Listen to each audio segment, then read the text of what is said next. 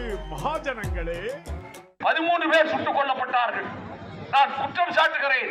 இந்த 13 பேர் படுகொலைக்கு ஸ்டெர்லைட் நிறுவனத்தினுடைய அதிபர் அனில் அகர்வால் மட்டும் காரணம் அல்ல.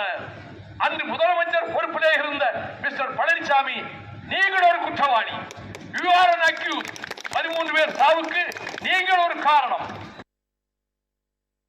தமிழ்நாட்டை வடக்கே இருந்து வந்து முற்றுகையிட்டிருக்கின்றார்கள், முற்றுகையிட முயற்சிக்கின்றார்கள்.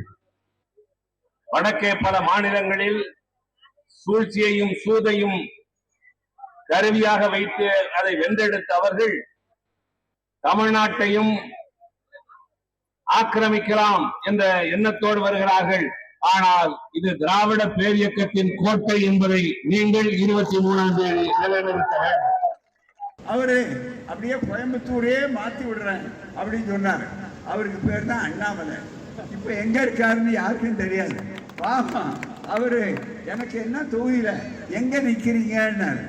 எங்க நிக்கிறோன்னு தெரியல. அவர் நடுத்தல் நிக்க கூடாதுங்கிறதுக்காக தான் அவருக்கு தொகுதி கொடுக்கல. அதுக்கு பதிலா ஹெலிகாப்டர் கொடுத்துருக்காங்க. 1ஆம் தேதி வரைக்கும் தான் கொடுப்பாங்க, அதுக்கு மேல இருக்காது.